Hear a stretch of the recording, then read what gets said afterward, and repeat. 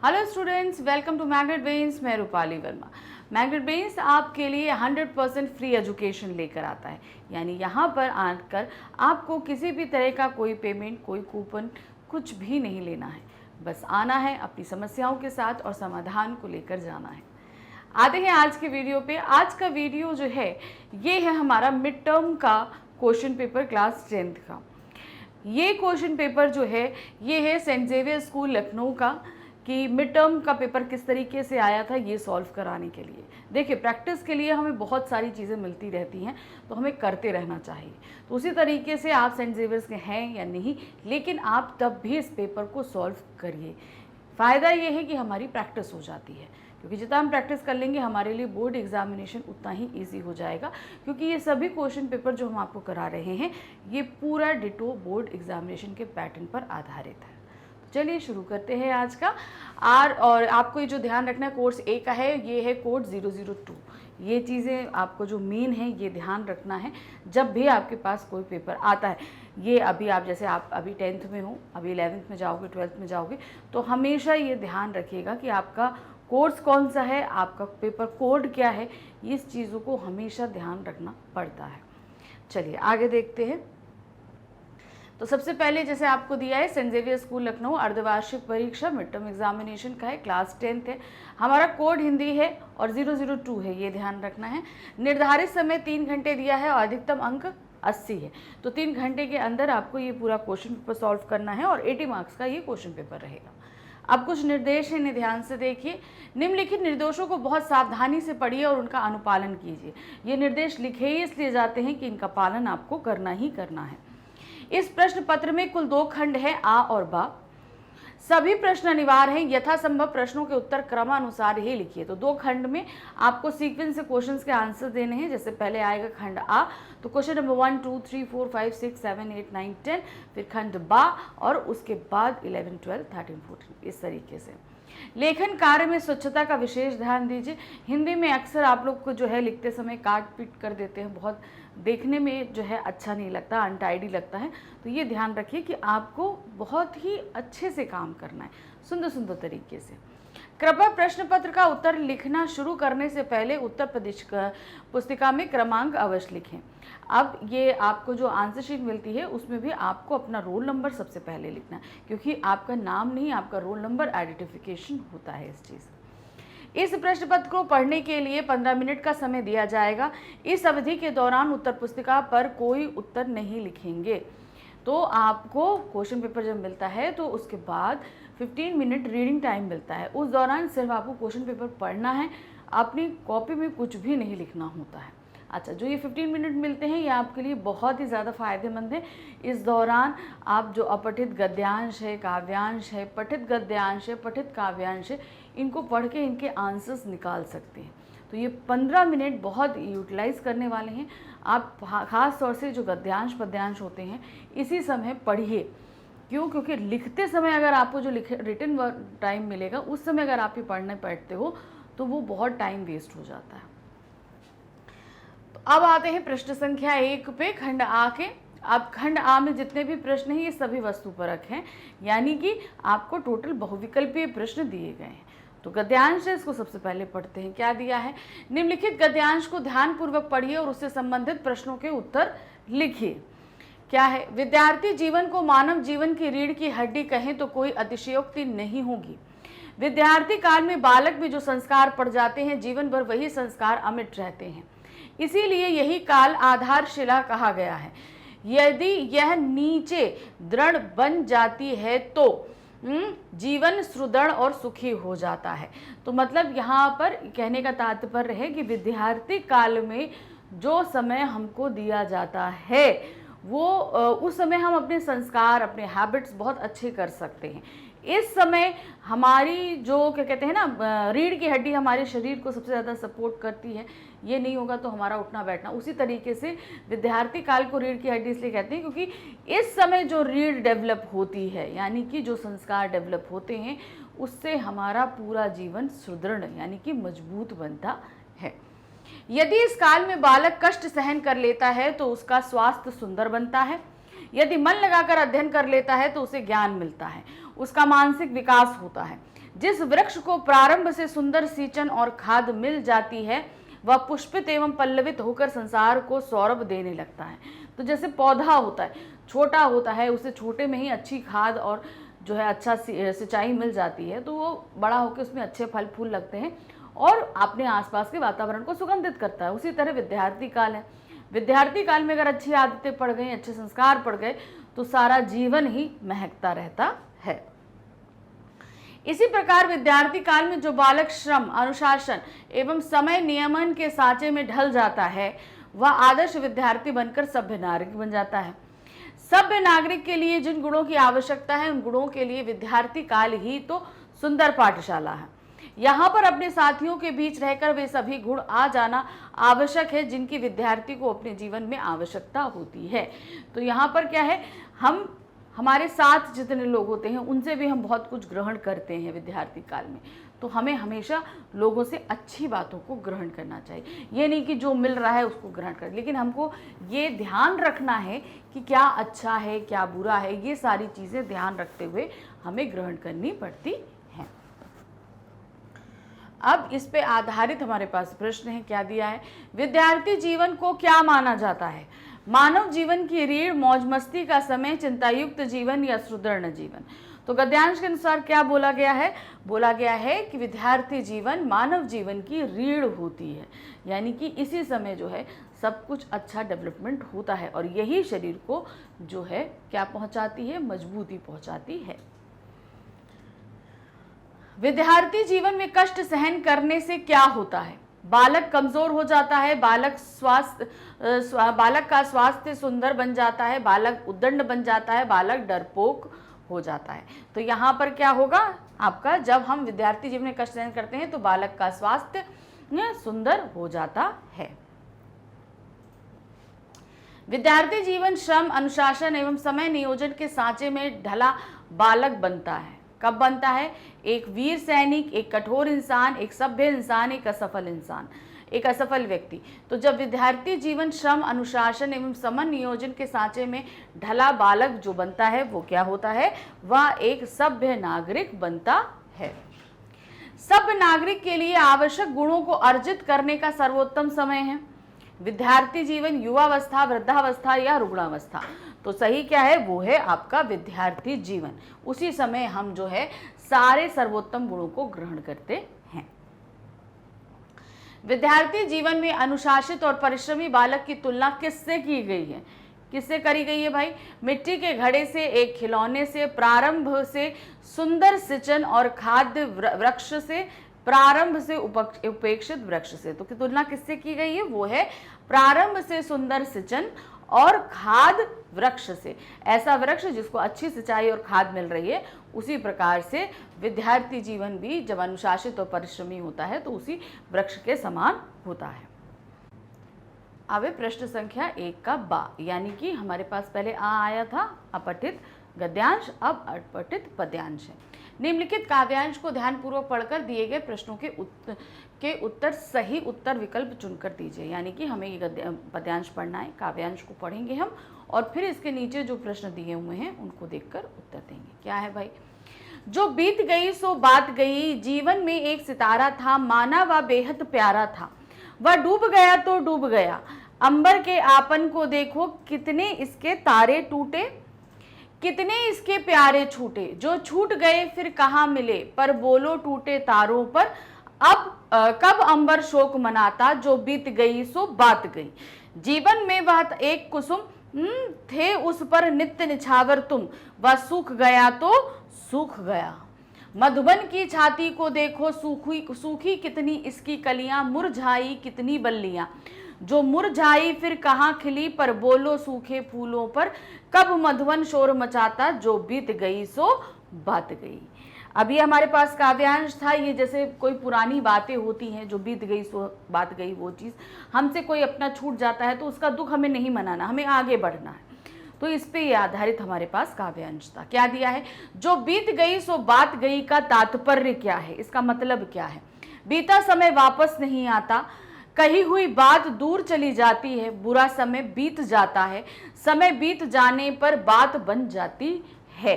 तो जो बीत गई सो बात गई का तात्पर्य है बीता हुआ समय वापस नहीं आता है, यानी कि जो समय चला गया। अब भूतकाल में अगर हम कोई समय अपने पास अभी लेके आना चाहें तो नहीं आ सकता ना, तो बीत गई बात गई का यही तात्पर्य है कि बीता हुआ समय वापस नहीं आता है।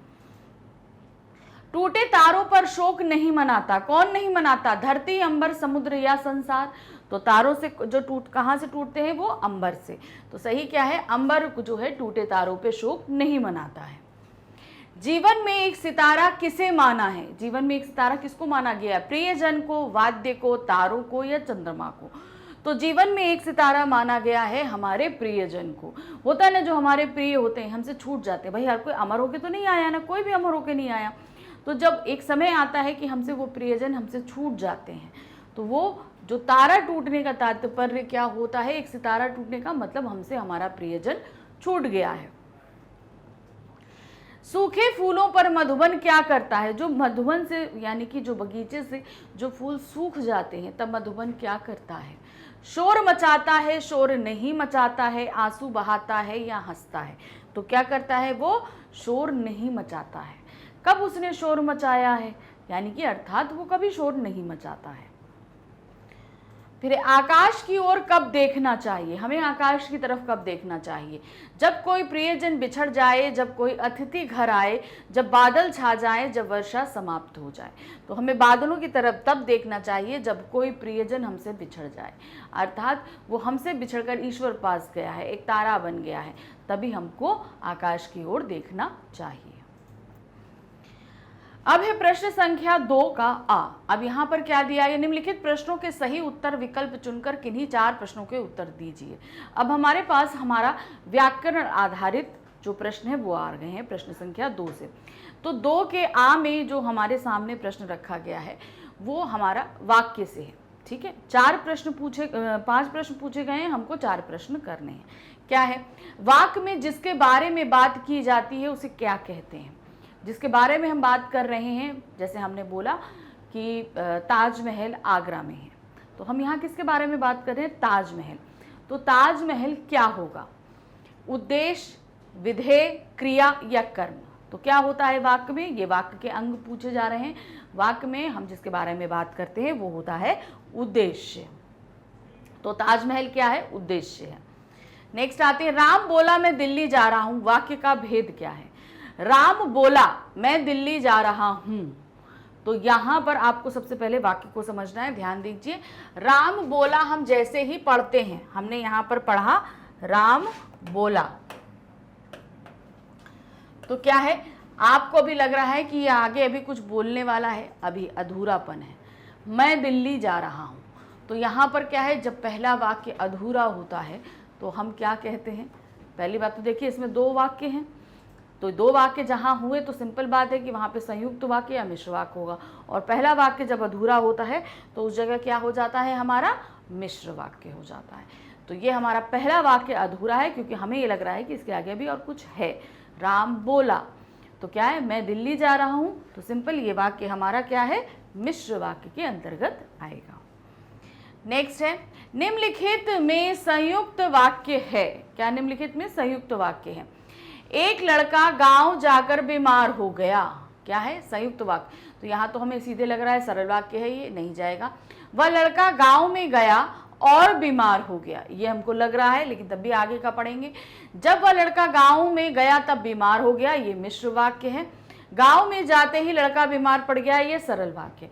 तो इसमें संयुक्त वाक्य कौन सा है? वह लड़का गांव में गया और बीमार हो गया।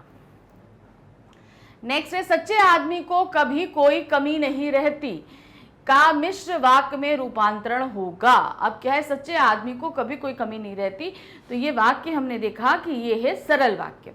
अब इसे हमें रूपांतरित करना है मिश्र वाक्य में। अब कई ऑप्शन से चेक करते हैं। जो सच्चा व्यक्ति है उसे कोई कमी नहीं रहती, तो ये हमें सही लग रहा है। आगे बढ़ते हैं। जो सच्चा आदमी होता है अतः कोई कमी नहीं रहती, यहाँ पे अतः का कोई तुक नहीं बन रहा, ठीक है, तो ये वाक्य हमें गड़बड़ लग रहा है। सच्चे आदमी के लिए कमी नहीं रहती, ये तो सरल वाक्य हो गया। आदमी को सच्चा रहना चाहिए फिर कमी नहीं रहती, तो आप देखिए आदमी को सच्चा रहना चाहिए, ये हमें क्या लग रहा है, पहला वाक्य सही है, क्या कहते हैं, पूर्ण है, तो इसलिए क्या है, संयुक्त वाक्य लग रहा है। तो यहाँ पर मिश्र वाक्य हमारा कौन सा हुआ, पहला, जो सच्चा आदमी है उसे कोई कमी नहीं रहती, ये एकदम सही है। नेक्स्ट आते हैं, मूर्तिकार ने सुना और जवाब दिया। वाक्य का सरल वाक्य में रूपांतरण होगा, मूर्तिकार ने सुना और जवाब दिया। तो यहाँ पर क्या है, आप देख रहे हैं ये एक संयुक्त वाक्य है। अब संयुक्त वाक्य को हमें सरल वाक्य में बदलना है, तो नीचे ऑप्शन दिए हैं, हम देखते हैं। मूर्तिकार ने सुना इसलिए जवाब दिया, नहीं, क्योंकि मूर्तिकार ने सुना इसलिए जवाब दिया, ये भी सही नहीं है। मूर्तिकार ने सुनकर जवाब दिया, ये हमें सही लग रहा है सरल वाक्य में। मूर्तिकार ने जब सुना तब जवाब दिया, ये मिश्र वाक्य में। तो सही हमारा कौन सा आ रहा है, गा वाला हमारा सही लग रहा है, मूर्तिकार ने सुनकर जवाब दिया। नेक्स्ट आते हैं, अब हम आ गए प्रश्न संख्या 2 के बा पे। आ में हमारे पास वाक्य था, अब बा में क्या दिया गया, किन्हीं 4 प्रश्नों के उत्तर हमें देने, फिर हमारे सामने 5 प्रश्न हैं और 4 के हम उत्तर देंगे। इसमें हमारे सामने आ रहा है वाच्य, क्या आ रहे हैं, वाच्य। मैंने यह पुस्तक लिखी, वाक्य का कर्म वाच्य में परिवर्तन कीजिए। तो यहाँ सबसे पहले हमारे सामने जो वाच्य प्रस्तुत हुआ है ये कौन सा है, ये जो प्रस्तुत हुआ है ये है कर्तवाच्य, क्योंकि यहाँ क्या है, मैंने यह पुस्तक लिखी, ये काम मैंने कर दिया। अब हमें क्या करना है, इसका कर्मवाच्य में तब्दील करना है। मेरे द्वारा यह पुस्तक लिखी गई, मैं ये पुस्तक लिखता हूँ, मैं ये पुस्तक लिखूंगा, मैंने पुस्तक को लिखा। तो अब यहाँ पर आप देख रहे हैं कि सिर्फ एक सेंटेंस है जो कर्मवाच्य से मिल रहा है, वो है आपका पहला वाला है, मेरे द्वारा यह पुस्तक लिखी गई। क्यों, क्योंकि यहाँ पर हमने क्या कर दिया, लिखी गई, हमें कर्म पे डिपेंड करना था, तो ये आएगी मेरे द्वारा यह पुस्तक लिखी गई, एकदम सही है। नेक्स्ट आते हैं, यह सुंदर रचना तुलसी द्वारा रची गई है। वाक्य में कर्तवाच्य में परिवर्तन करना है। तो ये जो हमारे सामने वाक्य प्रस्तुत हुआ ये कौन सा वाच्य है, ये कर्मवाच्य है, इसे हमें बदलना किसमें है, कर्तवाच्य में। तो क्या है, ये सुंदर रचना तुलसी ने रची।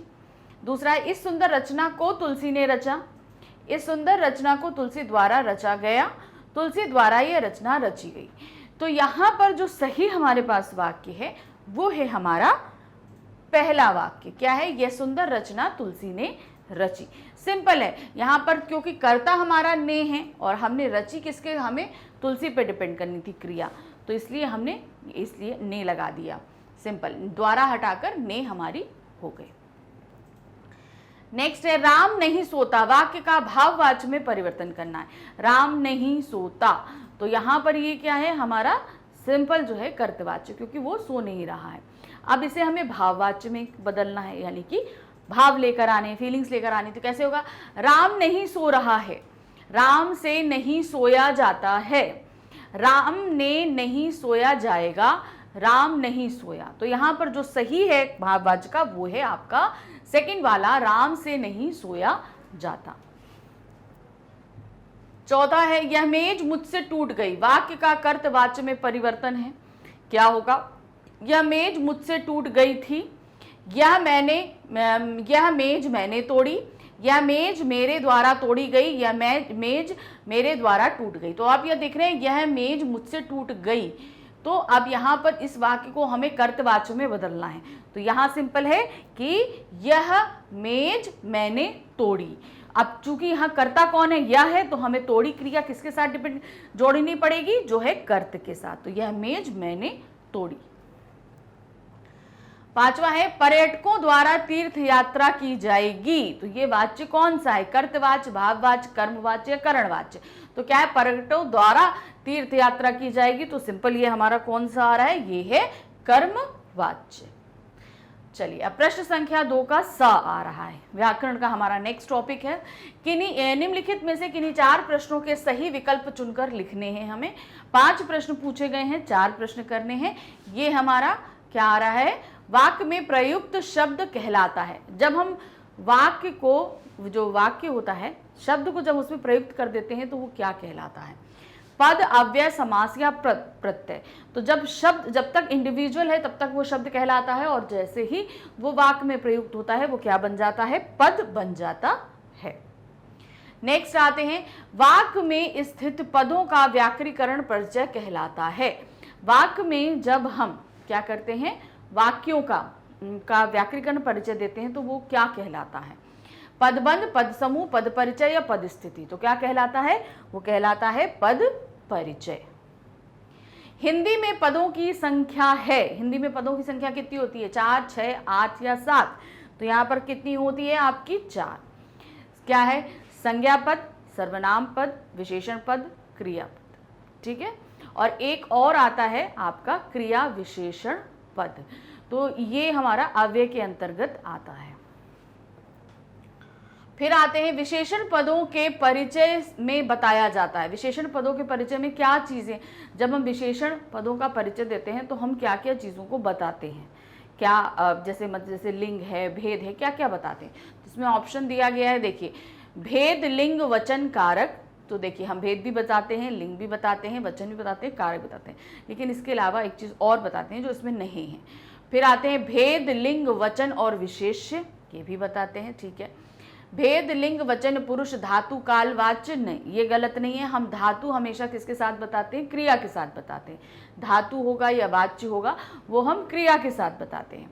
फिर है भेद, लिंग, वचन, कारक और विशेष्य। तो यहाँ पर सही हमारा जो ऑप्शन आ रहा है वो है लास्ट, क्योंकि देखिए यहाँ पर शब्द दिया है लेकिन कारक मिसिंग था, यहाँ शब्द दिया है लेकिन विशेष्य मिसिंग था। तो यहाँ पर भेद, लिंग, वचन, कारक और विशेष्य। हमेशा विशेषण का पद परिचय देते समय हमें ये सारी चीज़ों को बताना पड़ता है कि विशेषण का कौन सा भेद है, ये क्या लिंग आ रहा है, कौन सा वचन है, कौन सा कारक लग रहा है, और ये किसका इसका विशेष्य क्या है, इस विशेषण का विशेष्य क्या है, ये हमें बताना पड़ता है। क्रियापदों के परिचय में बताया जाता है। जब हम क्रियापदों का परिचय देते हैं तब हमें क्या क्या बताना पड़ता है? भेद, लिंग, वचन, कारक, भेद, लिंग, वचन, पुरुष और विशेष्य। फिर है भेद, लिंग, वचन, पुरुष, धातु, कालवाच्य, और फिर उसके बाद है भेद, लिंग, वचन, कारक, विशेष्य। अभी इससे जस्ट पहले हमने बताया था कि कहाँ पर आएगा, तो इसका सही हमारा जो जवाब आ रहा है वो है गा। क्यों? क्योंकि यहाँ पे देखिए हम धातु भी बताते हैं और वाच्य भी बताते हैं। तो सही हमारा क्या आ रहा है? गा वाला। अब आ रहा है प्रश्न संख्या 2 का दा। निम्नलिखित में से किन्हीं 4 प्रश्नों के सही विकल्प चुनकर लिखिए। अब हमारे पास व्याकरण का हमारा चौथा टॉपिक जो है अलंकार है, उस पर 5 प्रश्न पूछे जा रहे हैं, हमें 4 प्रश्नों के उत्तर देने हैं। क्या है? श्लेष अलंकार का उदाहरण है। अब हमारे पास 4 ऑप्शन दिए गए हैं, इसमें हमें क्या करना है? श्लेष अलंकार के उदाहरण को निकालना है। सबसे पहले श्लेष अलंकार होता क्या है? जहां पर शब्द एक बार इस्तेमाल किया जाए लेकिन उसके साथ कई सारे अर्थ जुड़े हों तो वहां पर श्लेष अलंकार होता है। तो यहाँ क्या है? काली घटा का घमंड घटा। तो यहाँ पर देखिए एक ही शब्द 2 बार आया है, ठीक है, मगर हर बार इसका अर्थ अलग अलग है। तो इसलिए यहाँ पर जहाँ एक शब्द कई बार आया और उसके बाद उसका अर्थ अलग अलग हो तो वो हमारा क्या कहलाता? 2 बार आया है, शब्द एक ही है लेकिन अर्थ भी अलग अलग है। तो ये हमारा कौन सा आ रहा है? ये हमारा यमक अलंकार है। ठीक है, फिर आते हैं पानी गए न उबरे मोती मानस चूर। अब यहाँ पर पानी शब्द के साथ 3 अर्थ चिपके हुए हैं, 1, 2 और ये 3। तो ये सिंपल हमारा, हमको ये लग रहा है ये हमारा श्लेष अलंकार है। यहाँ एक अर्थ के साथ कितने चिपके हैं?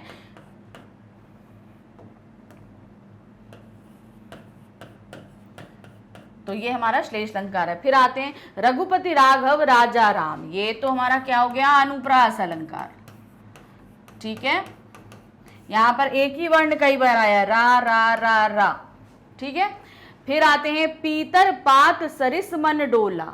तो अब यहाँ पर क्या है? पीतर पात सरिस मन जो डोला, यहाँ पर मन जो है किसकी तरह डोल रहा है? पीपल के पत्ते की तरह। तो यहाँ पर उपमा दी जा रही है, क्योंकि यहाँ पर देखिए सरिस शब्द आया है, तो ये हमारा क्या है? उपमा, उपमा अलंकार। तो सही हमारा कौन सा आ रहा है? आपका खा। खा हमारा श्लेष अलंकार का उदाहरण होगा। ठीक,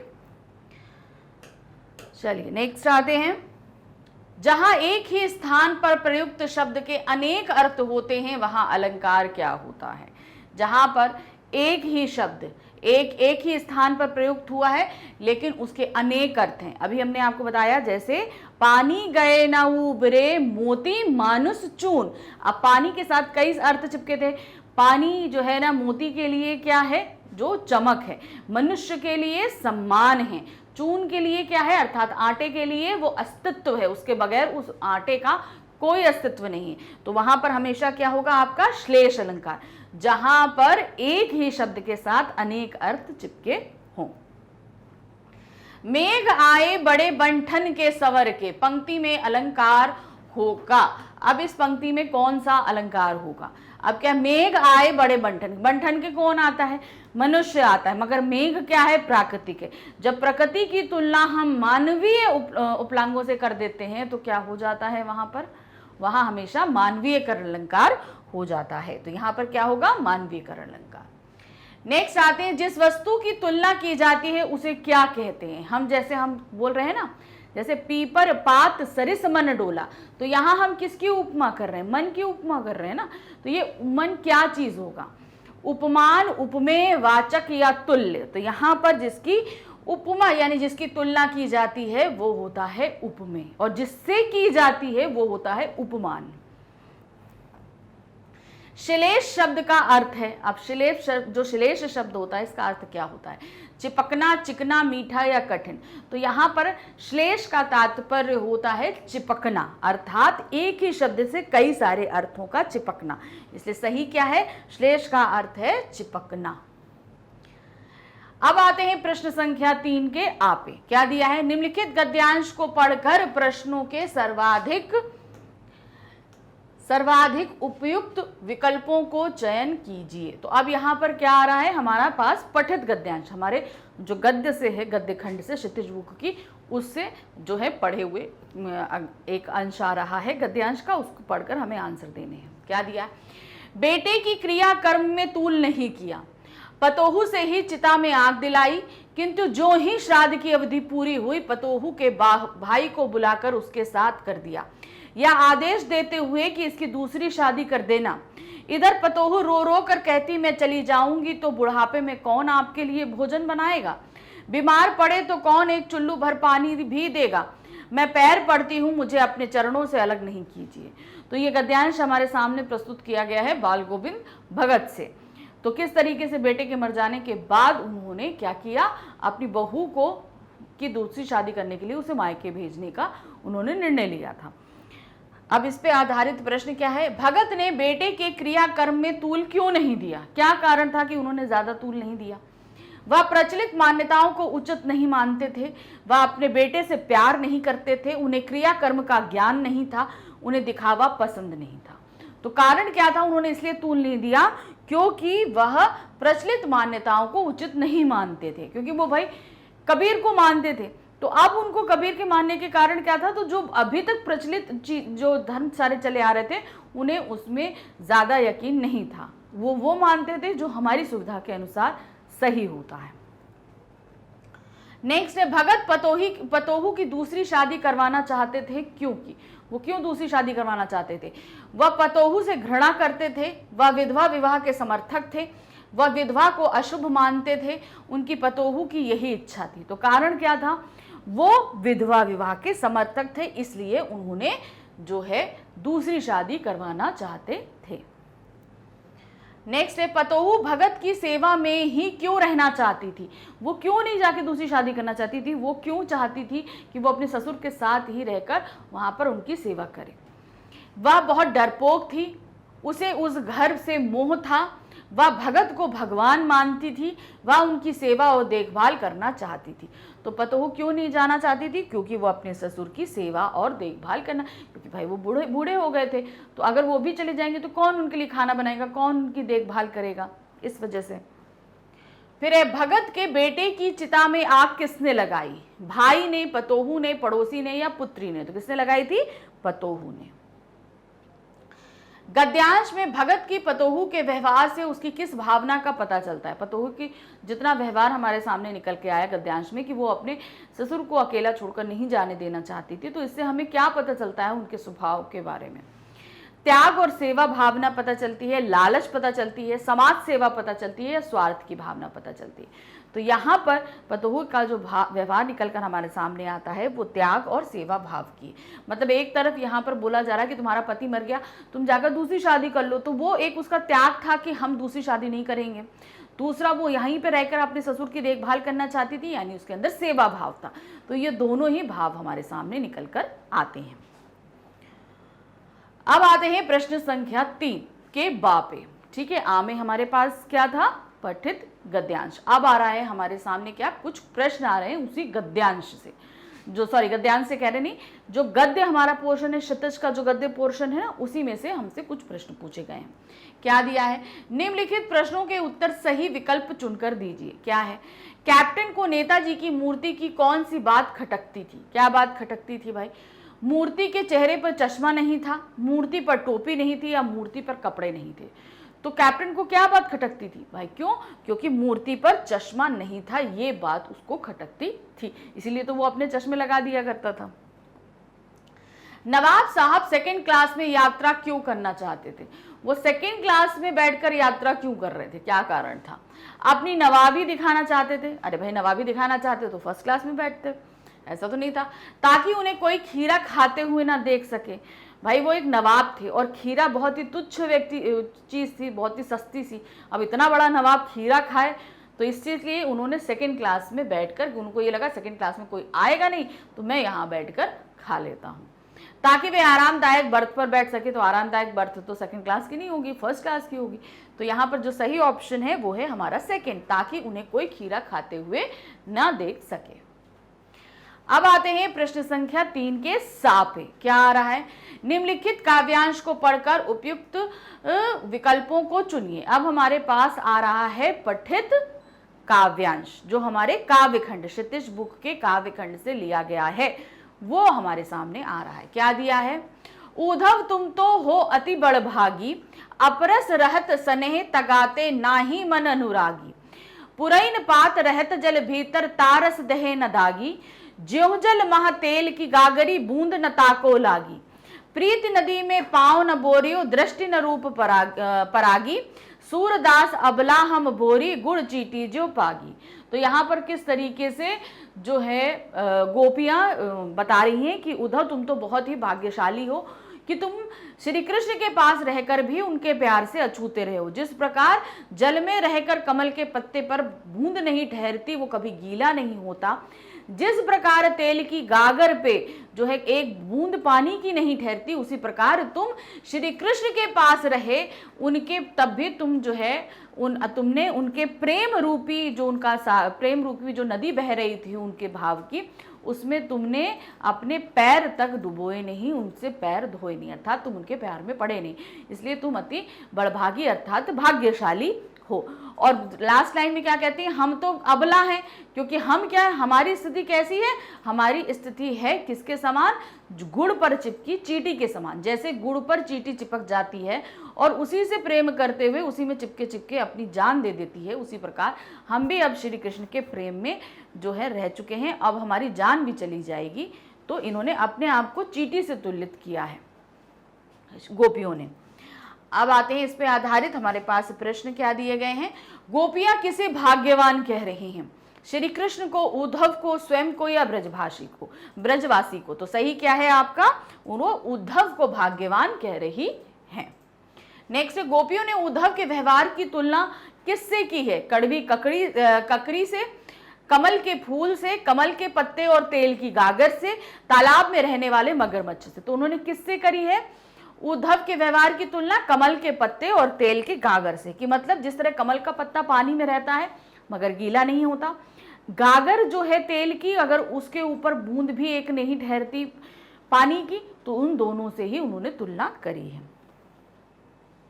गोपियों की दशा किसकी भांति हो गई है, जाल में फंसे पक्षी जैसी, नदी में डूबी नाव जैसी, गुड़ में चिपकी चींटी जैसी, या प्यासे हिरन जैसी। तो कैसी हुई है, गुड़ में चिपकी चींटी जैसी उनकी स्थिति हो गई है।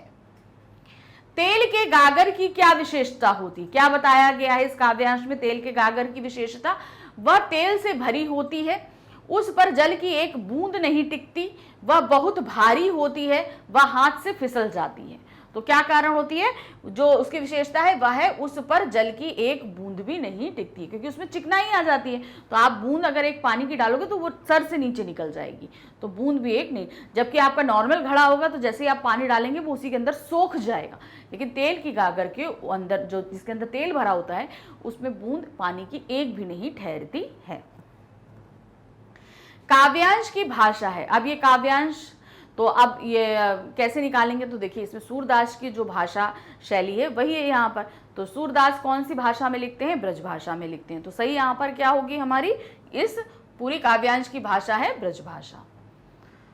अब आते हैं प्रश्न संख्या 3 के दाब। निम्नलिखित प्रश्नों के उत्तर सही विकल्प के चुन के दीजिए। अब हमारे पास जो है हमारा क्षितिज बुक की जो काव्य खंड है उसमें से प्रश्न पूछे गए हैं, किसी भी पाठ से पूछे जा सकते हैं। तो वहां पर यहाँ पर क्या दिया गया है, पाठ के आधार पर श्री कृष्ण की विशेषता है।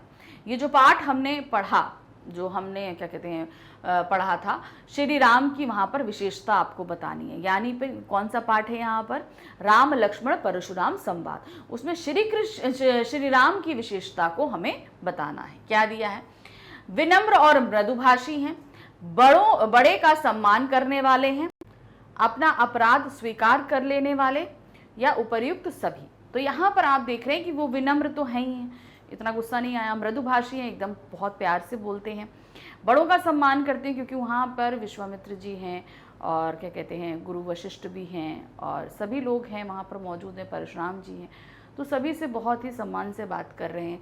फिर अपना अपराध, भाई उनसे धनुष टूटा है तो ये अपराध करते हैं कि भाई आपका कोई दास ही है जिसने ये धनुष तोड़ा होगा, तो अपना अपराध। तो यहाँ पर क्या होगा, उपर्युक्त सभी जो हैं ये उनकी विशेषताएं हैं। नेक्स्ट आते हैं, उज्ज्वल गाथा का आश्रय क्या है। ये प्रश्न हमसे पूछा गया है हमारे काव्य खंड के जो आत्मकथ्य है जयशंकर प्रसाद जी का, उनसे वहाँ से पूछा गया है। तो अब यहाँ पर क्या है, उज्ज्वल गाथा का मतलब क्या होता है आपका, सुखद बातें, दुखद बातें, नीरस बातें या कड़वी बातें। तो यहाँ उज्ज्वल गाथा से तात्पर्य है सुखद बातें। वो कह रहे हैं कि उनके जीवन की कोई उज्ज्वल गाथा है ही नहीं जिसे वो गा सकें, यानी उनके जीवन में क्या रहा है, दुख रहा है, तो उनके जीवन में ऐसा कुछ नहीं है जिससे लोग प्रेरणा ले सके। अब आते हैं प्रश्न संख्या 4 के आ पे। अब यहाँ से हमारा खंड बा शुरू हो रहा है। तो खंड बा में हमारे सामने क्या आ रहा है, जितना भी है वो सब्जेक्टिव, यानी कि आपको वर्णात्मक सारे आंसर देने हैं। अभी तक हम सब्जेक्टिव कर रहे थे, अब क्या करना है, हमको वर्णात्मक देने हैं। तो क्या है देखिए, निम्नलिखित 4 प्रश्नों में से किन्हीं 3 प्रश्नों के उत्तर 25 से 30 शब्दों में हमें लिखने हैं। तो क्या दिया है, 4 प्रश्न हैं, 4 प्रश्नों में से 3 प्रश्न देने हैं, क्या के उत्तर देने हैं। तो पहला है, नेताजी का चश्मा पाठ के आधार पर बताइए कि मूर्ति लगाने के कार्य को सफल और सराहनीय प्रयास क्यों कहा गया है। क्यों बोला गया है कि एक अच्छा प्रयास है। तो क्या है, नेताजी ने फौजी वर्दी पहन रखी थी, मूर्ति संगमरमर की थी, किंतु नेताजी की आंखों पर चश्मा असली था। हालदार साहब को इससे कस्बे वालों की देशभक्ति का एहसास हुआ। इसी कारण से हालदार साहब को कस्बे के नागरिकों का प्रयास सराहनीय लगा। मतलब उन्होंने पूरा अच्छे से बनाया, लेकिन चश्मा नहीं था, तो इसलिए वहाँ पर चश्मा अब चूंकि छूट गया, भूल गया, तो ऐसा नहीं था कि उन्होंने ऐसे ही छोड़ दिया, तो नहीं रह गया तो कोई बात नहीं, हम असली चश्मा लगा देते हैं। तो इसी चीज़ को देखकर उन्हें लगा कि नहीं, ये एक सराहनीय प्रयास है जो है कस्बे वासियों का। नेक्स्ट आते हैं, भगत जी अपनी सारी चीज़ों को साहब की संपत्ति क्यों मानते थे। भाई साहब अर्थात कबीर जी के वो थे, मतलब उनकी सारी मान्यताओं को मानते थे, है ना। तो इसलिए उनका मानना था कि जितना भी हम कमाते हैं करते हैं उन सब पर कबीर जी का, इसीलिए वो अपनी खेती का एक हिस्सा भी खेती की जितनी भी उपज होती थी वो जाकर कबीर मठ में दे आते थे, और वहाँ से जितना प्राप्त होता था, जितना भी मिलता था प्रसाद रूप में, उसी से गुजारा किया करते थे। तो क्या है, भगत जी कबीर के भक्त थे और उन्हीं को अपना साहब मानते थे तथा अपनी सभी चीज़ों पर उनका अधिकार समझते थे। वह मानते थे कि जो कुछ पैदावार उनके खेतों में होती है वह उन्हीं की कृपा के कारण है। इसीलिए खेत की पैदावार पर प्रथम अधिकार वह कबीरपंथी मत को मानते थे और सारी पैदावार वहीं जाकर चढ़ा देते थे। वहां से भेंट स्वरूप जो भी उन्हें प्राप्त होता उसी से वे अपना गुजारा किया करते थे। मतलब उनको भाई कहते ना, हम जैसे अगर ईश्वर को मानते हैं तो हम ये कहते हैं ना कि ईश्वर की ही सारी देन है और सब कुछ पे ईश्वर का अधिकार है। उसी तरह वो कबीर को ज़्यादा मानते थे, तो मानते थे कि ये सारी चीज़ें जो हैं वो हमें साहब द्वारा प्राप्त हुई हैं, इसलिए सारी चीज़ों पर साहब का ही अधिकार है। लखनवी अंदाज पाठ के आधार पर बताइए कि लेखक के मुंह में पानी आने पर भी खीरा खाने से क्यों इनकार कर दिया।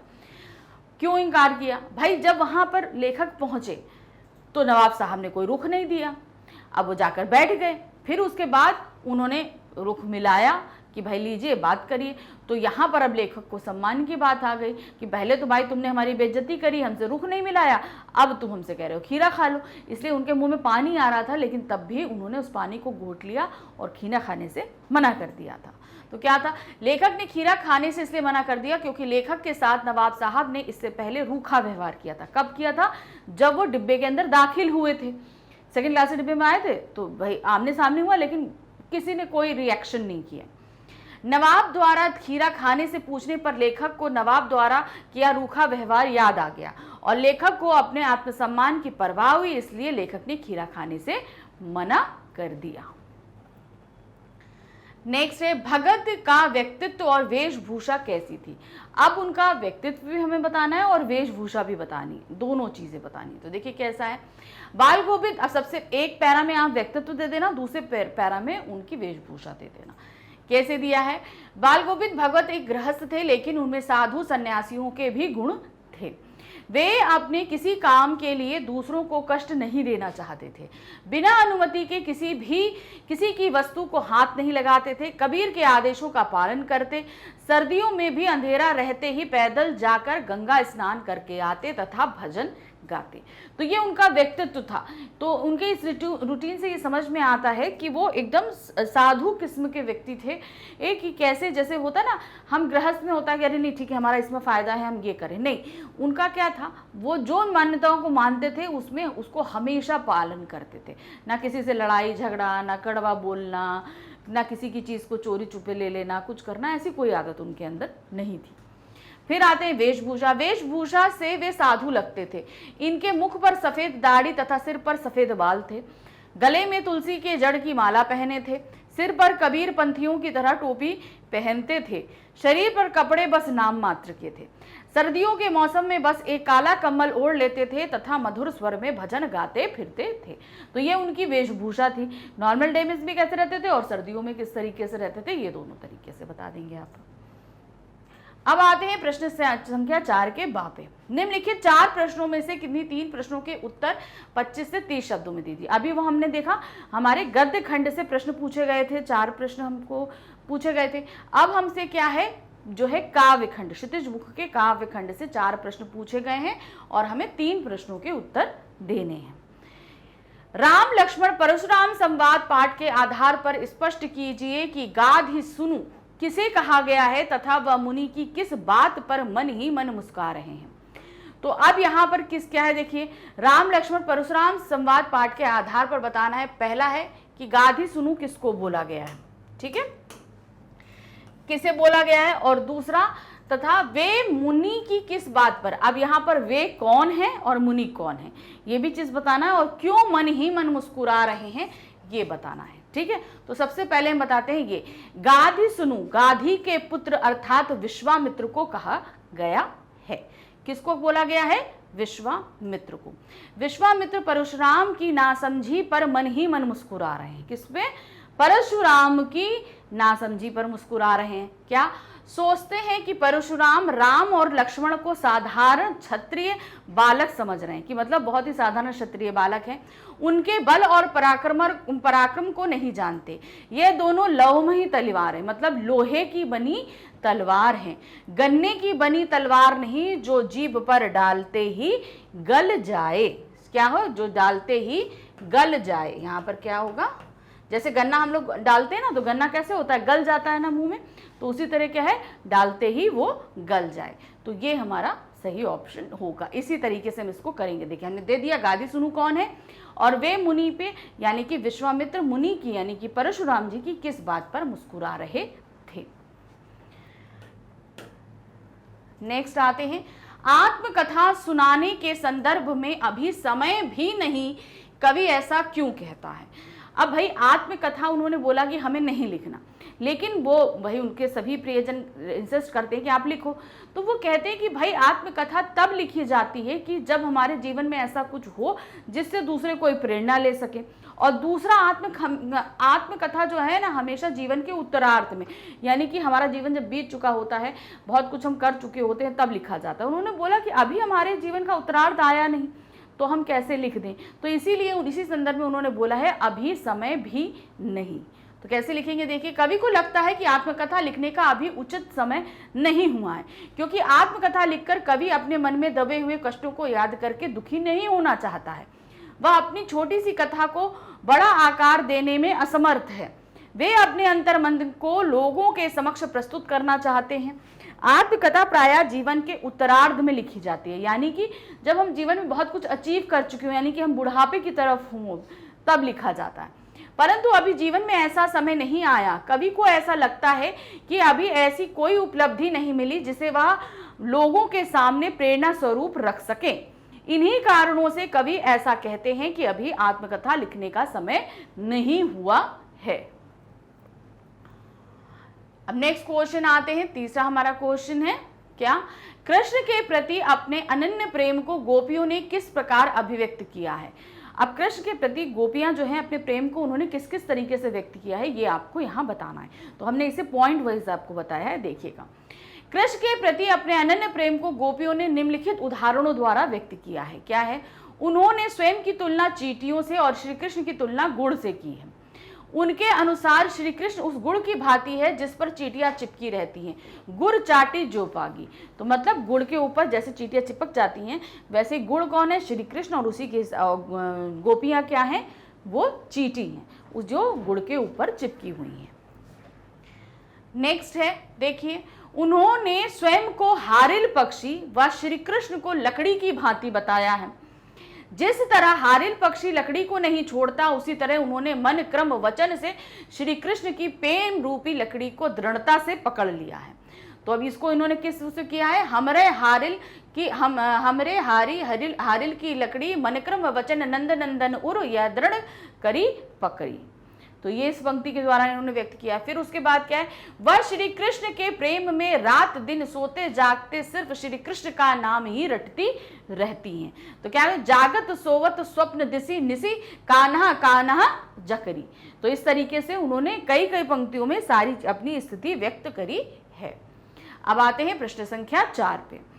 परशुराम के क्रोध करने पर लक्ष्मण ने धनुष टूटने के कौन कौन से तर्क दिए। अब भाई जब धनुष टूट जाता है भरी सभा में, उसके बाद परशुराम बहुत क्रोधित होकर आ जाते हैं, क्योंकि ये परशुराम जी शिव के बहुत बड़े भक्त हैं, और शिव जी का धनुष टूटा, इस चीज से वो बहुत खफा होते हैं और दरबार में आके आ जाते हैं।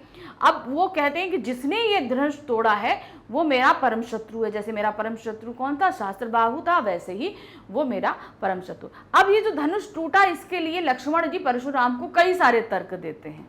क्या क्या तर्क देते हैं आपको ये बताना है। तो क्या दिया है, परशुराम के क्रोध करने पर लक्ष्मण ने धनुष के टूट जाने पर निम्नलिखित तर्क दिए।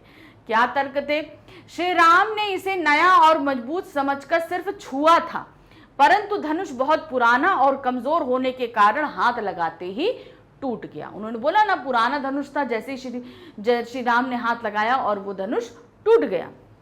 दूसरा क्या कर दिया, बचपन में ही उन लोगों ने कई धनुहियां यानी कि बहुत सारे धनुष तोड़े, पर परशुराम क्रोधित नहीं हुए। उन्होंने बोला कि हमने तो ऐसे, जैसे ये धनुष टूटा ऐसे तो बहुत सारे धनुष टूटे, तब तो आप कहीं भी क्रोधित नहीं हुए, आज क्यों इतना क्रोधित हो रहे हैं। फिर हमें ये धनुष साधारण धनुष लगा। अब फिर अंत में कहते हैं भाई शिव जी के धनुष को वो क्या बोलते हैं, साधारण धनुष बोल देते हैं कि ये तो हमें साधारण धनुष की भांति लगा। फिर क्या कहते हैं, इस धनुष के टूटने पर उन्हें कोई लाभ हानि नहीं दिखती। तो अंत में क्या बोलते हैं कि भाई ये धनुष टूट गया, ना इससे किसी को लाभ है ना किसी को हानि है, धनुष था तो भाई प्रत्यंत्य चढ़ाते चढ़ाते टूट गया। तो इसलिए इसमें भी कुछ ऐसा नहीं है। तो ये हो गए सारे तर्क। अब आते हैं हम प्रश्न संख्या 4 के सा पे। क्या दिया है? निम्नलिखित प्रश्नों के उत्तर लगभग 50 से 60 शब्दों में दीजिए। अब हमारी हिंदी की जो पूरक पुस्तिका है कृतिका, उससे प्रश्न आए हैं और हमें इन प्रश्नों के उत्तर देने हैं। इसमें कोई ऑप्शन नहीं दिया गया है, जितने प्रश्न हैं सभी करने हैं। पहला प्रश्न है, माता का आंचल पाठ के आधार पर बच्चों द्वारा बारात निकालने के कार्यक्रम को अपने शब्दों में लिखिए। तो बारात किस तरीके से निकाली गई थी, हमने चैप्टर में पढ़ा था ना, उसी को आपको यहाँ अपने शब्दों में लिखना है। कैसे? देखिए, माता का आंचल पाठ में लड़कों की मंडली बारात निकालती है। वे कनस्तर को तंबूरा बनाते हैं, बजाते हैं ऐसे ऐसे करके। अमोले को घिसकर उससे बड़े मजे से शहनाई बजाते हैं बजाने के लिए। टूटी हुई चूहेदानी को पालकी बनाकर उसे कपड़े से ढक देते हैं। कुछ बच्चे समधी बनकर बकरे पर चढ़ लेते थे और बारात चबूतरे के चारों ओर घूमकर दरवाजे लगती थी। वहां काठ की पटरियों से घिरे, गोबर से लिपे, आम और केले की टहनियों से सजाए हुए छोटे आंगन में कुल्हड़ का कलसा रखा रहता था। वहीं पहुंचकर बारात फिर लौट आती। लौटते समय खटोली पर लाल पर्दा डाल दिया जाता और दुल्हन को उस पर चढ़ा दिया जाता। बाबूजी दुल्हन का मुंह देखते तो सब बच्चे हंस पड़ते। तो किस तरीके से बारात ने चूहेदानी का पालकी बनाई और पूरी बारात चबूतरे पे घूमी और उसी पालकी में लाल कपड़ा ढक के दुल्हन को वापस ले आए। और जैसे ही दुल्हन को लेके आ रहते हैं तो पिताजी ऐसे करके घूंघट उठा देते हैं, तो सबको बड़ा सब हंसने लगते हैं, सबको शर्म आ जाती है। तो ये पूरी बारात किस तरीके से निकली, इसको हमने यहाँ पर बता दिया। अब आते हैं प्रश्न संख्या 2 पे। आज की पीढ़ी स्वार्थपरक हो गई है। वह प्रकृति के साथ अनेक प्रकार के खिलवाड़ कर रही है। साना साना हाथ जोड़ी पाठ के आधार पर स्पष्ट कीजिए। तो यहाँ पर बताना है कि किस तरीके से वो स्वार्थपरक पर जो है व्यवहार कर रही है। कि स्वार्थ मतलब कि हमें सिर्फ लेना है, देना नहीं है। प्रकृति से हम कितना दोहन कर रहे हैं, ये चीज आपको बतानी है। तो क्या है, आज की पीढ़ी के द्वारा प्रकृति को प्रदूषित किया जा रहा है। प्रकृति के साथ खिलवाड़ करने के क्रम में आज की पीढ़ी पहाड़ी स्थलों को अपना विहार बना रही है। इससे वहां गंदगी बढ़ रही है। पर्वत अपनी स्वाभाविक सुंदरता खो रहे हैं। कारखानों से निकलने वाले जल से खतरनाक केमिकल और रसायन होते हैं, जिसे नदी में प्रवाहित कर दिया जाता है। साथ में घरों से निकला दूषित जल भी नदियों में ही जाता है, जिसके कारण हमारी नदियां लगातार दूषित हो रही हैं। वनों की अंधाधुंध कटाई से मृदा मतलब आपकी मिट्टी का कटाव होने लगा है, जो बाढ़ को अनियंत्रित कर रहा है। दूसरे अधिक पेड़ों की कटाई ने वातावरण में कार्बन डाइऑक्साइड की अधिकता बढ़ा दी है, जिससे वायु प्रदूषित होती जा रही है। तो कितना ज्यादा हम दोहन कर रहे हैं, कितना ज्यादा हम पर्यावरण के साथ खिलवाड़ कर रहे हैं, ये आप यहाँ पर बता देंगे। तो यहाँ पर हमारा जितना भी पाठ्य पुस्तक, दोनों पुस्तक पे आधारित जो वर्णात्मक प्रश्न थे वो खत्म हुए। अब प्रश्न संख्या 5 से हमारा लेखन कार्य शुरू होता है, जिसमें हमारे पास अनुच्छेद हैं, पत्र हैं, विज्ञापन है, संदेश सूचना है, ईमेल है। तो ये सभी चीजें हम यहाँ पर पढ़ेंगे। चलिए देखिए क्या दिया है। निम्नलिखित में से किसी एक विषय पर दिए गए संकेत बिंदुओं के आधार पर लगभग 120 शब्दों का अनुच्छेद देना है हमें। तो ध्यान आपको जो रखना है वो है आपका 120। तो अब आप ये समझ लो, अगर आपको यहाँ पर वर्ड लिमिट दी गई है 120, तो आप 125 तक पहुंच सकते हो, मगर गलती से भूल से भी 130 तक पहुंचने की कोशिश नहीं करिएगा। आप नीचे 115 तक रह सकते हो और ज़्यादा से ज़्यादा 125 तक बढ़ सकते हो। आपको इतने के अंदर लिमिट अपनी सीमित रखनी है, ये चीज़। अब यहाँ पर जो आता है हमारे सामने, जैसे पहला आ रहा है विद्यार्थी जीवन में समय का महत्व, यानी कि स्टूडेंट लाइफ में टाइम मैनेजमेंट कितना ज्यादा इंपॉर्टेंट है, इस पे आपको अनुच्छेद लिखना है। अनुच्छेद लिखते समय आपको यहाँ 4 संकेत बिंदु दिए गए हैं: भूमिका, समय का महत्व, विद्यार्थी एवं समय नियोजन और उपसंहार। जब आप यहाँ पर अनुच्छेद लिखेंगे तो आपको सबसे पहले जो ध्यान रखना है वो है कि आप ये 4 जो संकेत बिंदु हैं इन्हें एज अ हेडिंग कहीं इस्तेमाल नहीं करेंगे। आपको सिर्फ बताना है कि जैसे आपने भूमिका लिखी, तो भूमिका विद्यार्थी जीवन में समय क्या क्या महत्व है, इस भूमिका को आप बताएंगे कि भी विद्यार्थी जीवन में पढ़ाई खेल सभी कुछ होता है, तो टाइम का हमें समय से प्रबंधन करना चाहिए, तभी हम अपनी पढ़ाई अपने अध्ययन को अच्छे से कर सकते हैं और दूसरी गतिविधियों को भी बढ़ चढ़कर भाग ले सकते हैं। 2 से 3 लाइन से ज़्यादा आप एक पॉइंट पे मत बढ़िए, ठीक है। ज़्यादा 3 लाइन आपने भूमिका में दे दी, फिर उसके बाद आता है समय का महत्व। समय का महत्व क्यों ज़रूरी है भाई? आप बचपन से लेकर कभी भी आप आगे स्टूडेंट लाइफ से जब आप वर्किंग लाइफ में आएंगे, जब भी आएंगे, समय का महत्व बहुत ज़रूरी होता है, क्योंकि हर एक चीज़ समय से बंधी होती है, ये इंपॉर्टेंस बताएंगे। फिर विद्यार्थी एवं समय नियोजन, एक विद्यार्थी समय नियोजन किस तरीके से करे ये बताएंगे, और उपसंहार लास्ट में 2 लाइन। तो मान के चलिए कि हर जो आपका संकेत बिंदु दिया है उसमें 2 से 3 लाइनों से ज़्यादा आप नहीं लिखेंगे, क्योंकि इससे ज़्यादा अगर आप लिखते हो ना तो फिर क्या होगा, आप वर्ड लिमिट से ऊपर बढ़ जाओगे। तो इस तरीके से आपको ना बस ये ध्यान रखना, इन्हें एज अ हेडिंग कहीं अंदर इस्तेमाल नहीं करिएगा, क्योंकि हेडिंग हम निबंध लेखन में करते थे, हम अनुच्छेद लेखन में कभी भी, यानी कि पैराग्राफ राइटिंग करते हो तो कभी आप हेडिंग डालते हो, कभी नहीं डालते। तो उसी तरह यहाँ पे भी आपको हेडिंग नहीं डालनी है। तो इसको हम लिखेंगे। अब नेक्स्ट हमारे पास 3 ऑप्शन दिए गए ना, तो दूसरा ऑप्शन हमारे पास में क्या है, विज्ञान की अद्भुत खोज मोबाइल। अब आपको यहाँ मोबाइल के बारे में लिखना है, ठीक है। तो इसको 3 बिंदुओं के आधार पर आपको करना है। भूमिका, संचार क्षेत्र में क्रांति, सस्ता एवं सुलभ साधन, फिर है लाभ और हानि। तो अब यहाँ पर आपको जो बताना है वो क्या रहेगा, सबसे पहले आप भूमिका बताओगे कि मोबाइल से पहले क्या चीज़ रही थी और किस तरीके से मोबाइल में कन्वर्ट हुआ। फिर है संचार के क्षेत्र में किस तरीके से क्रांति आई। पहले हम क्या था, पहले के समय में तार भेजे जाते थे, इंपॉर्टेंट पत्र जाते थे जिनको जाने में 1-1, 2-2 दिन लग जाता था मैसेज पहुंचने में। अब क्या आप विदिन सेकेंड कोई भी मैसेज पहुंचा सकते हो। आप यहाँ से विदेश तक कहीं पर भी, पूरी दुनिया में कहीं पर भी मैसेज आप सेकेंड में पहुँचा सकते हो, किसी से भी बात कर सकते हो, एक दूसरे को देख सकते हो। तो एक तरीके से ये संचार क्रांति हुई। सस्ता और सुलभ साधन है भाई, आज से 8 से 10 हज़ार रुपये में आराम से चीज़ें आ जाती हैं, और इससे भी सस्ते में मोबाइल आते हैं, एंड्रॉयड इससे भी सस्ते में आ रहे हैं। तो ये बहुत ही सस्ता और आसानी से मिल जाने वाला साधन है, इसके लिए हमें ज़्यादा कुछ खर्च नहीं करना पड़ता, ज़्यादा कुछ करना नहीं पड़ता। ये सारी चीज़ें बताएंगे। फिर इससे क्या लाभ हैं और क्या हानि है। भाई लाभ तो भी बहुत सारे हैं, तो हानियाँ भी हैं। अगर हम सतर्कता नहीं बरतते हैं तो बहुत सारे फ्रॉड्स में फंस जाते हैं। बहुत ज़्यादा हम मोबाइल देखते हैं तो आँखें ख़राब हैं, हमारे और भी शरीर के अंग खराब होते हैं। ये सारी चीज़ें आप यहाँ पर बता देंगे। फिर उसके बाद हम आ रहे हैं अपने तीसरे ऑप्शन पे। तीसरा ऑप्शन है जल संरक्षण आज की आवश्यकता।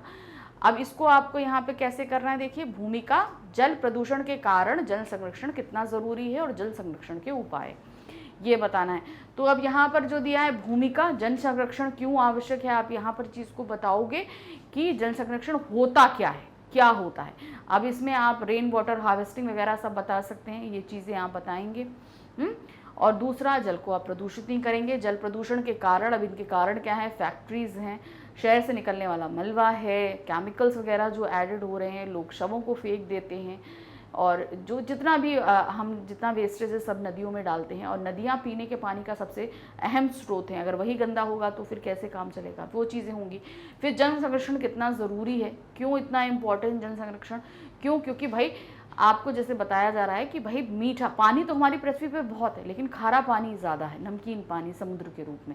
लेकिन अगर हम मीठा पानी, क्योंकि हम मीठा पानी पीते हैं, सादा पानी पीते हैं, अगर वो पानी नहीं बचेगा तो आगे जल नहीं होगा तो जीवन भी संभव नहीं है, पृथ्वी का अस्तित्व खतरे में, क्योंकि हम उस नमकीन पानी से पेड़ों की इसकी सिंचाई नहीं कर सकते हैं। तो भाई हमारा एनवायरनमेंट ख़राब होगा, हमें पानी पीने को नहीं मिलेगा तो मनुष्य नहीं बचेगा। तो इसलिए बहुत ज़रूरी है पानी का बचना। फिर है जल संरक्षण के उपाय, आप इसके अब उपाय यहाँ पर बता सकते हैं। बहुत तरीके के उपाय हैं, ठीक है। तो इसमें जैसे हमने बताया आपको, रेन वाटर हार्वेस्टिंग है, कुओं से पानी, जैसे जो बरसात का पानी आता है उसे हम किस तरीके से बावड़ियों में, तालाब में, नहरों में हम रोक कर रख सकते हैं पानी को, जो हमको साल भर काम में आते हैं। पुराने समय के राजाओं ने इस पे बहुत सारा काम किया। आप जैसे मध्य प्रदेश में मालवा रीजन में देखेंगे तो यहाँ पानी की बहुत क्राइसिस थी, तो यहाँ के राजाओं ने क्या किया, बहुत सारे बावड़ी और तालाबों को खुदवाया ताकि जो बारिश के समय जो पानी आता है वो यहाँ पर रुक सके। तो इस तरीके से भी कुछ कार्य किए जा सकते हैं, जो बारिश का पानी है उसे हम एकत्र करके रख के साल भर उससे काम चला सकते हैं। तो बहुत तरीके हैं जो हम कर सकते हैं, वो सारे उपाय बताएंगे। तो इस तरीके से ये हमारे 3 ऑप्शन थे हमारे अनुच्छेद लेखन के। अब नेक्स्ट हम आते हैं प्रश्न संख्या 5 के बा पे। अपने जन्मदिन पर आयोजित कार्यक्रम में किसी संगीतकार को बुलवाने का आग्रह करते हुए अपने बड़े भाई को पत्र को 150 शब्दों में पत्र लिखिए। तो अभी हमको साइड सी बात है, अपने बड़े भाई को पत्र लिख रहे हैं तो ये एक अनौपचारिक पत्र है। तो अब यहाँ पर क्या है, आपका बर्थडे है, आप अपने बर्थडे पर एक संगीतकार को बुलाना चाहते हैं, तो इसके लिए बड़े भाई को पत्र लिखेंगे। तो सिंपल, सबसे पहले आप ऊपर की 2 लाइन में अपना एड्रेस लिखेंगे। ठीक है, पत्र लिख रहे हैं तो जाहिर सी बात है बड़े भाई कहीं और रह रहे हैं और आप कहीं और रह रहे हैं, तो आप जहाँ रह रहे हैं उसका एड्रेस आप 2 से 3 लाइन में ऊपर दे देंगे।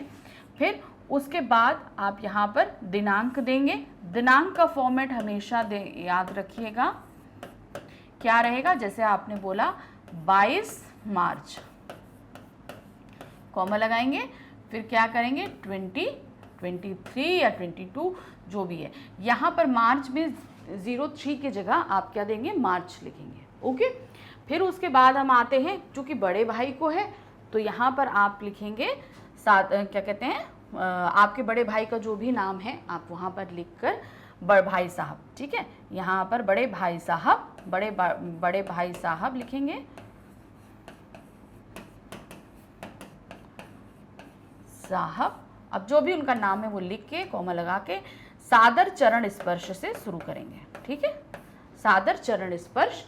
मैं यहाँ कुशलता पूर्वक हूँ, आशा करता हूँ आप भी वहाँ कुशल होंगे, घर में माता पिता का भी स्वास्थ्य अच्छा होगा। फिर उसके बाद अब आपको आग्रह करना है कि जन्मदिन पर, मेरा जन्मदिन आने वाला है, मैं वहाँ पर आऊँगा और मैं चाहता हूँ कि उस दिन एक सांस्कृतिक कार्यक्रम रखा जाए जिसमें एक संगीतकार को बुलाया जाए। तो जैसे ना एक संगीतकार को बुलवाने का, तो आपकी मैं चाहता हूँ कि एक सांस्कृतिक कार्यक्रम के यानी कि संगीतकार को बुलाया जाए और एक संगीत प्रोग्राम रखा जाए, क्योंकि मैं संगीत को बहुत ही पसंद करता हूँ और लोग भी इस संगीत को जाने, हमारे भारतीय संगीत को जानने और समझने की कोशिश करें।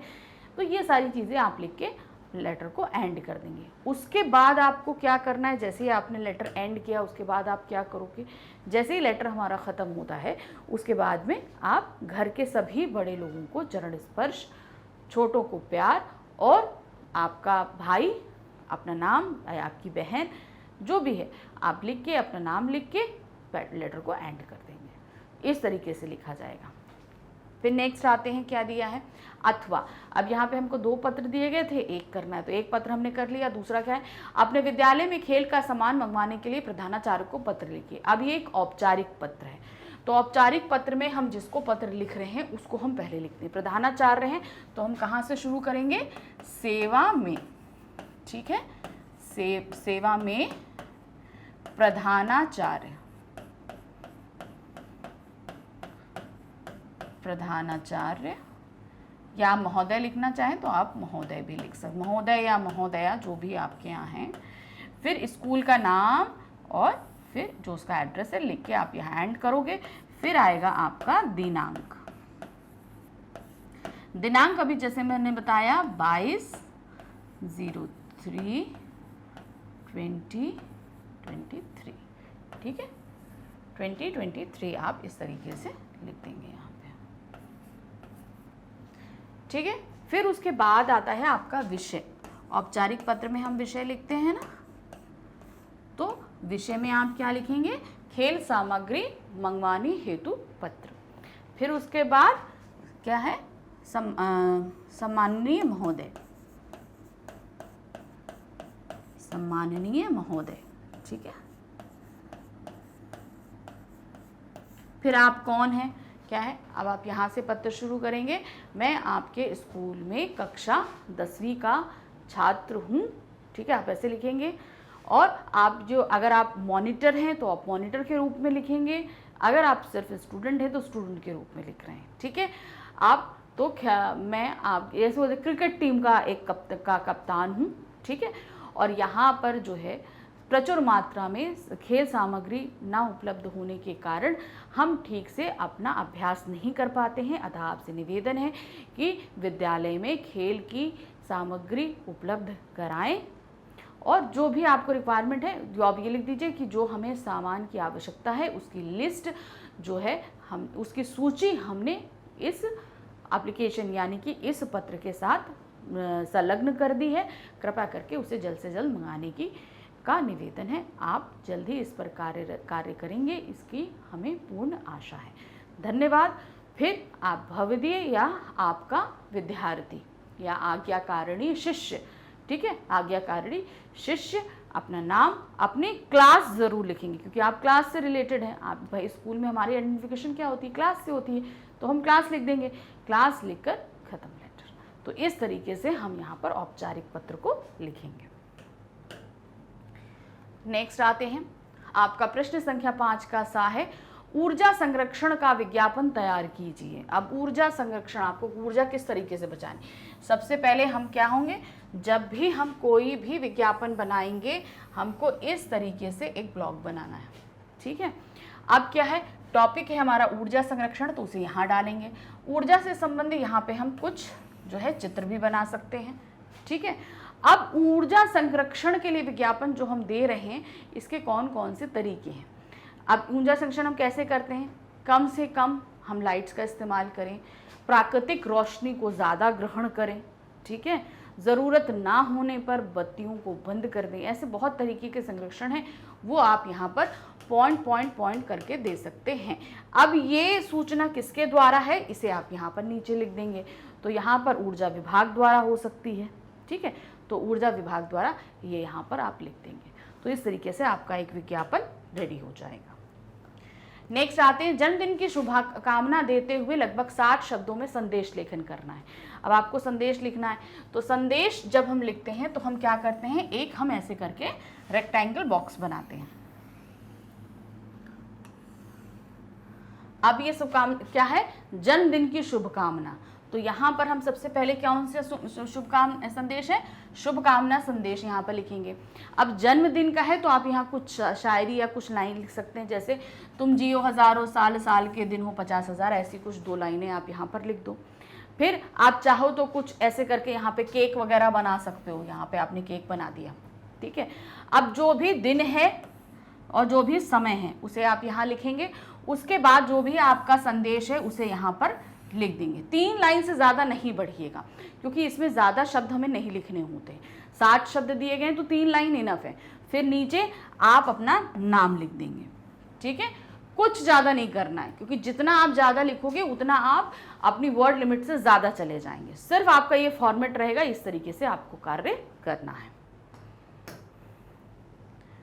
अब आ रहे प्रश्न संख्या 5 के दावे। अपने क्षेत्र में वृक्षारोपण का सुझाव देते हुए वन विभाग अधिकारी को पत्र लिखिए, ईमेल लिखना है। तो अब ईमेल लेखन में हमारे पास क्या रहता है, सबसे पहले हम क्या लिखते हैं, टू लिखते हैं, ठीक है, वो लिखा हमने। फिर फ्रॉम होता है,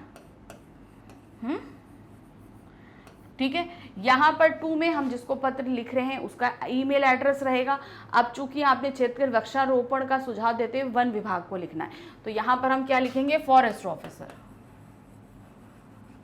फॉरेस्ट @ फिर जो भी होगा वो आपने लिख दिया।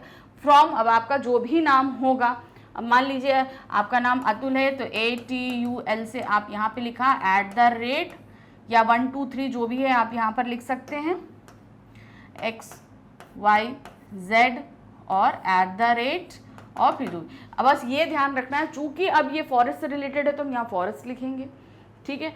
फिर अपना आप जो भी मेल एड्रेस डालेंगे वो आपके नेम से जुड़ा होना चाहिए क्योंकि ईमेल एड्रेस हम लोग इसी तरीके से बनाते हैं। फिर उसके बाद आपका यहाँ पे क्या रहेगा, सब्जेक्ट यानी कि विषय, ठीक है। विषय आपने लिखा, विषय आपका क्या है, आपका अपने वन विभाग अधिकारी को ईमेल लिखना, तो सुझाव देने हैं तो वृक्षारोपण के सुझाव, सिंपल आप यहाँ पर एक अपना वो लिख देंगे। फिर यहाँ से आप अपना मैटर लिखना शुरू करेंगे कि इस सुझाव में आप क्या क्या देना चाह रहे हैं, ठीक है। जैसे आपने बोला कि मुझे जो है अपने एरिया में बहुत कम हरियाली है, इस वजह से हम कुछ क्या कहते हैं पेड़ लगाना चाहते हैं। 2 अक्टूबर के उपलक्ष्य में हम कुछ वृक्षों को लगाना चाहते हैं, इसलिए कृपया करके आपसे निवेदन है कि आप कुछ वृक्षों को मुहैया करा दें ताकि मैं ये वृक्षारोपण कर सकूं। इसके अलावा बहुत से एरिया ऐसे हैं जहाँ पर वृक्ष बहुत कम है, इसलिए ये आपको हम सुझाव देते हैं कि उस एरिया में भी आप वृक्षों को लगाएं। करके धन्यवाद भव दिए, अपना नाम और डेट डाल के ख़त्म कर देंगे ईमेल। सिंपल ये आपका तरीका है। अब उसके बाद अथवा, अब इन दोनों में से आपको एक करना है। क्या करना है? बुआ जी से प्राप्त संदेश अपने पिताजी को लगभग 30-40 शब्दों में देना है। फिर से संदेश है तो अब यहाँ पर क्या करोगा, फिर आपका एक ऐसे करके एक रेक्टेंगल बनेगा। आपने यहाँ रेक्टेंगल बनाया। अब ये कौन सा संदेश नहीं है तो यहाँ पे हम सिर्फ संदेश लिख देंगे। ठीक है, हमने यहाँ संदेश लिख दिया। फिर कौन सा दिन है, कौन सा समय है, हमने यहाँ पर लिख दिया। लिखने के बाद अब आप संदेश शुरू करेंगे। ठीक है, तो क्या होगा, पिताजी, बुआ आपके गैर मौजूदगी में बुआ जी का फ़ोन आया था, वो कल रक्षाबंधन पर घर पे आ रही हैं। वो कितने बजे आ रही हैं ये भी आप लिख सकते हैं। तो वो चाहती हैं कि आप घर पर मौजूद रहें ताकि हम सभी मिलकर रक्षाबंधन का पर्व सउल्लास मना सकें। फिर उसके बाद जैसे ही ख़त्म होगा यहाँ पर आप अपना जो पद नाम है, जैसे आप पुत्र हैं तो आपका पुत्र, आपका नाम, ठीक है, आपका जो भी नाम है आप यहाँ पर लिख देंगे। तो इस तरीके से आपका ये संदेश यहाँ पर हो जाएगा। बस ये संदेश हैं, विज्ञापन हैं, पत्र हैं, अनुच्छेद हैं, इनके ईमेल हैं, इन सभी के प्रारूप को आपको ध्यान रखना है। बहुत ज़रूरी है कि आप इन सभी के प्रारूप को ध्यान रखें, क्योंकि अगर आप प्रारूप कहीं से गड़बड़ करते हैं तो आपके आधे मार्क्स वहीं पे कट जाएंगे। तो इस तरीके से हमने सेंट जेवियर्स लखनऊ के मिड टर्म के पेपर को सॉल्व किया। आई थिंक आप सभी को अच्छे से समझ में आ गया होगा। मैग्नेट ब्रेन्स आपको 100% फ्री एजुकेशन देता है, तो इस फ्री एजुकेशन का लाभ उठाइए। ये सारे ही वीडियो आपको हमारी वेबसाइट, हमारे ऐप और यूट्यूब पे 100% फ्री देखने को मिलते हैं। इसके अलावा आपकी क्लास से रिगार्डिंग क्या क्या नए अपडेट्स आ रहे हैं, क्या क्या नई चीज़ें या सब्जेक्ट के रिगार्डिंग क्या चीज़ नहीं आ रही है, इन सभी अपडेट के लिए आप हमारे सोशल अकाउंट से जुड़ सकते हैं। हमारे सोशल अकाउंट हैं फेसबुक, व्हाट्सएप, इंस्टाग्राम, टेलीग्राम। यहाँ पर जुड़िए और डेली अपडेट्स प्राप्त कर सकते हैं। Thank you for watching. Bye bye.